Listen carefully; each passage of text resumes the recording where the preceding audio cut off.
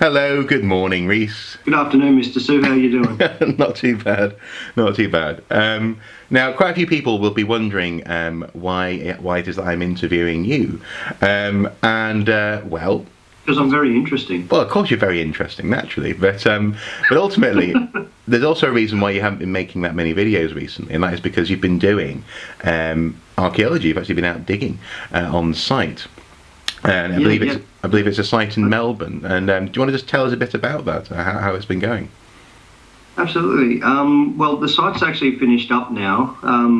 What it basically was is I got a message saying we need volunteers for a 4-day excavation. This site was in the middle of Melbourne on Flinders Street. And anyway, the 4-day excavation turned into a 4-week excavation.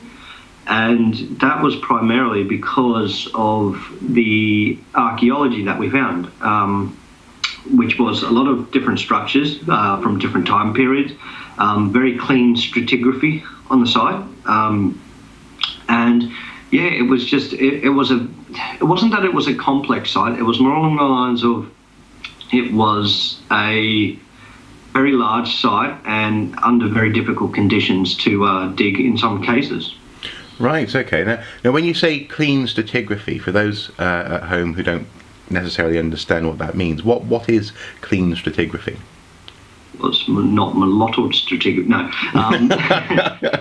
No, it's... I will answer your jargon question with more jargon. Just to make me sound good. No, basically, when archaeologists dig on a site, we can do it through two different ways concerning stratigraphy. The first way is doing it by what we call spits. Spits are generally an arbitrary level which we dig to. So if we want to do spits of 5 centimetres, for example, that just means we'll be going down 5 centimetres at a time. The other way of excavating stratigraphy is going down by context. Now, context usually means if I go down, let's say, 7 centimetres and I get to a different coloured soil or a different textured soil, I would then call that my next context, which then I would stop and record. So basically, by the time you've gone down several contexts, usually a foot or two deep, you can see several different layers of colours of soil or features in the soil along the side of your trench. What I mean by clean basically is that the stratigraphy was quite simple. There was several layers lined neatly on one on the other, which gives us a very good chronology. Okay, so there hadn't been too many intrusions from other layers coming down and going up and this kind of thing. It was just quite nice and simple. Yes, yeah. There was very little disturbance of the site to a point, primarily because there was basically a context of slag, of iron ore slag, which kept all the archaeology underneath it sealed quite well. Okay. Yeah. Grand. So, what did you actually find on the site? What was there to be found? So this was a historical site, which basically means we're looking at European colonisation. So in Melbourne, that's about 1838 to present day.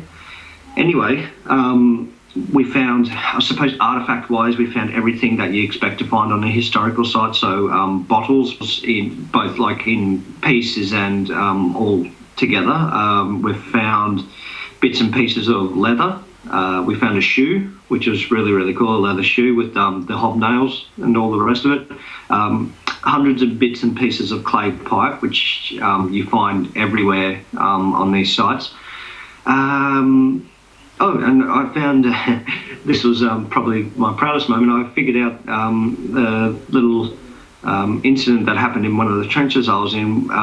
We thought it was a post hole to start off with, or a cesspit, because what had happened is we got down to the natural clay layer and all of a sudden it dipped off down into the ground even further, and it was very soft, and all of a sudden I was pulling out large chunks of bones and animal bones, bits of cow vertebrae and things like that. And I thought, oh, this has got to be a cesspit. But anyway, by the end of it all, I excavated it all out, and it ended up being that there was once a tree in that hole which had been pulled out because it's on the natural soil layer that we're talking about, the 1838 level. It had been pulled out by whoever done it and refilled with rubbish. So, and then I figured out that this was a tree because what was on the side of the hole was all organic, pushed up roots, tree roots and stuff, which basically there was no tree there. But yeah, no, that was a really cool find. What else? Well, I suppose a bit of the history of the site. There was, apparently it was the site of John Batman, who initially purchased the land off the Indigenous people in Melbourne. It was his front yard, apparently, his garden, and then from there the land is then purchased, I think around the 1840s, to basically a naval butcher, or a butcher that sells like salted meats and things, was there, and then a little later on a bank was set up, and then they're there until about 1856 to 58, and then the first iron ore smelting plant in Victoria is set up about 100 metres south of that position, and they buy that land and use it as far as we can tell, as a dumping site.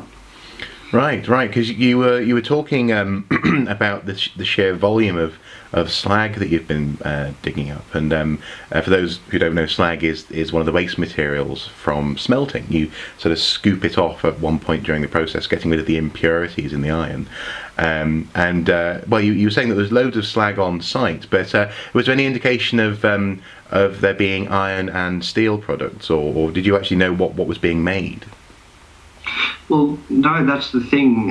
It was predominantly all slag, and what we, like, I mean, there will be records of what was actually made by the iron foundry in the text, but as far as we can tell from the site, what we were getting is different kinds of slag, so different byproducts, I suppose, of the process.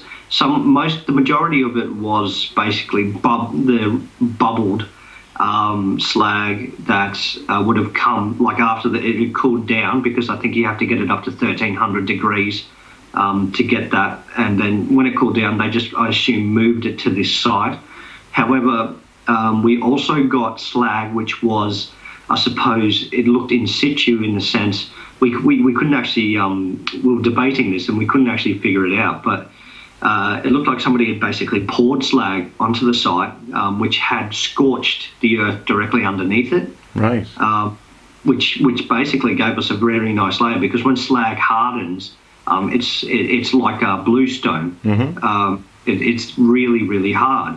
So we had to use a matic and a few other choice tools to actually hack through this stuff to get underneath. But that was part of it, and the other part was there were chunks of really hard carbonized slag, which is basically when the iron inside, when there's too much carbon in it, it turns into, it's not coal per se, but it turns into this like fluffy rock, and it has all these little bits of what looks like tin. It's not tin, but it looks like tin, and it sparkles when you shine a light onto it. Mm-hmm. Which it was really quite amazing, because it does show that you were having different iron made at different times. So if there was carbonized stuff there as well as the regular stuff, it means that there's two different processes going on, or somebody up somewhere, I suppose. But okay. Yeah, no, it was interesting to see an early industrial site in Australia like this, and the byproduct that it produced. Mm-hmm. Okay.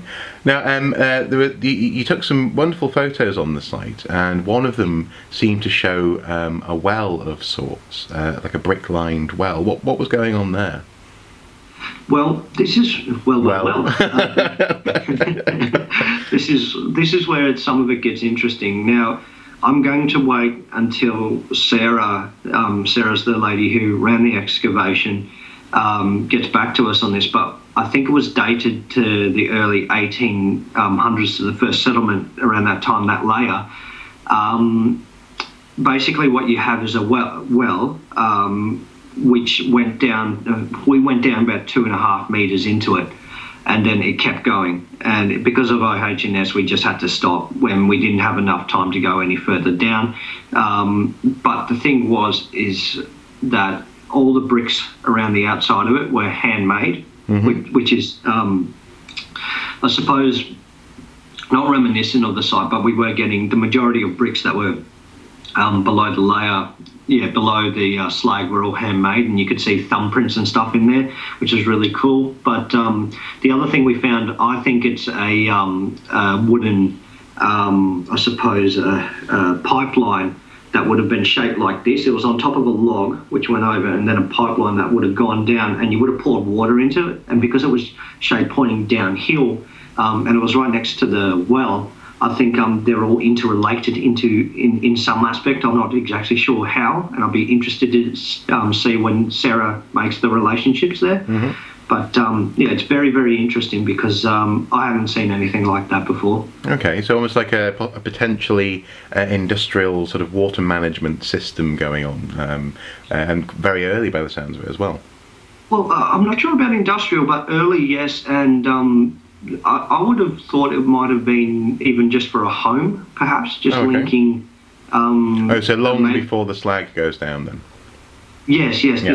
This was all well underneath the slag layer.